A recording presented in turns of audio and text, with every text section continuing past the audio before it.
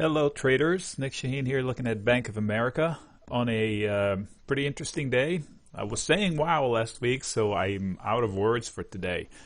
We have had the stock market open in a tizzy, and we had actual triggers that stopped trading in the morning because we hit limit down. Well, the futures were locked, but also during the market open, 7% down is the first time. I think 13 would have been the second time, and then 20 would have been the third time. So they stopped it for 15 minutes, so everybody gathers wits around them, and I still hear somebody say on CNBC, well, so far it's been orderly. I don't know what the anyway. So, okay, if you look at the order flow, blah, blah, blah, blah. Nothing orderly about a 7% down day in the market with a stop, with all the plunge protection team working in behind the scenes. So it was a messy day. What happened? Confluence of things. The bond market is out of control. And what probably put us up over the edge was, aside from the virus thing, the fact that Saudi Arabia waged war on Russia, maybe the United States, with oil prices. Last week they tried to, I think it's Russia, because they tried to come to an agreement to cut. And Russia said, no, I don't think I will. They met, but didn't even put an effort into it. So what it seems like, I'm not an expert on oil. So Saudi Arabia said, okay, I'll show you who's boss. They break even at under $10, $7 a barrel in Saudi Arabia. They used to need it to be higher in order to pay for their social programs, but I think with them going public with their huge oil company, they have cash, so they can go down that route and fight. Unfortunately, the rest of OPEC, I don't think, unless Saudi Arabia wants to subsidize everybody, which I doubt it, they're not going to give anything to Iran. OPEC will suffer. So it shouldn't be a long fight, but that was ballsy, man. That millennial guy in Saudi Arabia is pretty impressive. So the way I see it, could be wrong, but they are, Russia's paying attention right now. 20% in the oil market. I think 25% was the deepest. It went down below 30 on, so long story short, a lot of stocks got hit. This is Bank of America. Somebody asked me, is this time to buy it? I don't know how you can say that on a day when it's 15%. So if anybody that buys it now has a long-term effect. Okay, it's cheap, but it's not as cheap as it usually is relative to itself. Before this dip, I haven't looked here. They usually run really low PEs, and like times book is like 1.5. So, okay, it's down below 1 at price to book, and the PE is 9. I've seen it cheaper on the PE basis, but it's a good company. It's US based, and so if I'm long it, I'm not panicking out of it now. If I haven't booked it from up here, it just corrected. I mean, they were pretty expensive up there. I wanted to short Goldman Sachs, but I chickened out of it. It's 40% cheaper than it was just not too long ago. A few days ago, I might be able to say that. So in order to answer the question, we have to expand. This is a daily chart. I can't say, okay, it's RSI is below here. It's a freaking falling knife, okay? So you cannot say by any means that, okay, I can see it on the chart. So looking at this chart, I can see a few things. This rally from the elections, the 2016 elections, was fantastic. Maybe too fantastic. So somewhere in the middle lies the truth. And when you say that, so you can give half, right? Somewhere in the middle. If you eyeball it, isn't that about half? Just about. We'll check in a second. Second, where is that value? Okay, is it? Have we seen it before? We just had a correction not too long ago. The Christmas crash in 2018. It's lower. So here, sentiment was horrible. The Fed was against everybody, and we were better shape than now. So I have to pay attention. If you look at it, it's kind of like a wonky, it's not a head and shoulders, so technically it should fall more. So I'm going to put back my lines. So I've had lines on, I'm going to reset it. Okay, I knew they were wrong. So this is a weekly chart. So every candle is 1 week. So now we're looking at lines. And this is the Christmas crash right there. And this is where we are right now. And what am I looking at? This green zone, it's been pivotal for a long time. I'll zoom out a little bit more to see how long it's been pivotal. What does that mean? It means it was a roof at one point and support at another, and here it is getting tested for support. Is it solid footing?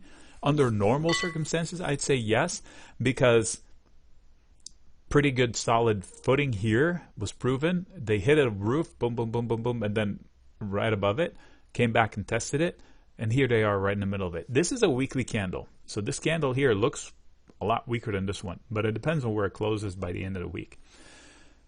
Another word of caution though, if I'm catching the first giant dip like this, the good news this time that it had 2 giant dips before it, but these worry me. The election burst maybe was too big. So ideally, if I can get an entry point at this top zone, would be better. This way I would avoid this, quote, froth. Here we are just above it. So what's wrong with waiting out another candle? Nothing. If I wanted to buy the shares, I would probably sell puts towards that point of control, which is 16. This is where most of the action for this period of time from 2012 to now happened. So it's a solid, much more solid footing than where it is right now. So let me zoom out to a monthly candle and reset it to see where that green zone came from. It's been in play since 96.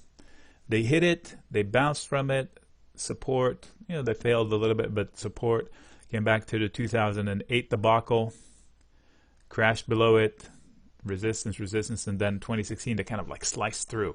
See, it's been in play for a long time, but what is this candle right there? Boom, 18 and change. So why not look at this candle right there from July of 2008 and look where it matches up. This line here, I didn't prep this, so I didn't see, and look where it matches up. So this looks like a, quote, worst case scenario, of course, famous last words. But if I wanted to get long Bank of America, this is a pretty good starting point. Starting meaning I don't go all in. And it's not an exciting stock. But if the market rallies, guess what? This guy's going to rally too. And it's a cheap, quote, low dollar amount stock. So if I wanted to buy some of it, I can buy some of it. The easier way to do it on big red day like this when the VIX is 60, I would sell puts because they probably are 10 times more than they usually are. So if the VIX just calms down and the price doesn't move, I make money. So, and the worst case scenario, I buy the stock cheaper. That's how selling puts works. So I'm answering the question just from one bank, but the answer goes for all of them. I'm kicking myself because I didn't short Goldman Sachs, even though my chart told me it was going to be falling. And anyway, but in hindsight, JP Morgan is the perceived best bank on Wall Street. That's what they say. So it will make more money for people who have bigger, more courageous to buy a higher ticket, not relatively, I'm not saying expensive stock, but it's a higher, the other one is in the 20s, this one is almost $100. From that standpoint, just how much is going to be an outlay out of my pocket. So it's a bigger risk, absolute risk. But it's also at another pivotal level. And if I zoom out in time, I probably find the same levels for it. And it's been the better performer and the one that makes the least mistakes. So this might be another one that I would look at. But I don't know what is going on with the bond market. Right? As soon as the TNX, the 10-year yield, lost its footing here, I posted, according to this, we were going to get 0 rates, if not negative rates. And people called me crazy, and here we are at 0.4% this morning. So that's almost 0. And if I go to the monthly, I think is where I saw it. So when you lose a footing like this, you're going to drop about that much, and that puts you to 0 or negative. Just a chart. I don't know anything about it. This could be any company, so it's going to be pennies. So the Fed's going to have to do something. It's probably not going to be monetary, so it's probably going to require the White House and the Senate and everybody involved. So it's not going to happen tomorrow, but all they need to do is say something, and then the TLT will reverse. This is an incredible move. This is the TLT. 2010 crisis, 2011 crisis, 2008 financial crisis, flash crash, October correction. Look at where it's at. So I'm wrapping it up from all angles. The VIX, monthly candles, 1 month candles. This is the two big. This month is not done, but look back. The 2008, it was in the 90s, okay.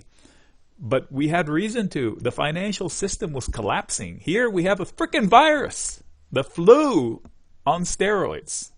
And this is what it does. Sentiment is bruised. People need leaders to say, listen, people, this is tough. We can fix this, and here's how. But they haven't said that. So everybody's imagination. So we hoard toilet paper.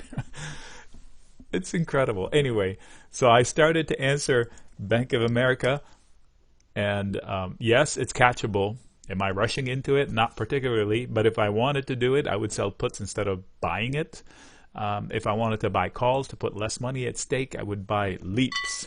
So I wouldn't have to worry about time so much. Because the calls, you got time. And buying calls at VIX this high, expensive. A lot more expensive. Like 5 times more expensive than not. Because the VIX should be at 16 for more normal. So 50 or 60, you divide that number by 16, you get to how many times more expensive, at least. So this is just a rule of thumb type of a deal. So, okay, Nick signing out. If you have any questions, let me know. Sign up to the YouTube channel. It's free, and or join us in the chat room.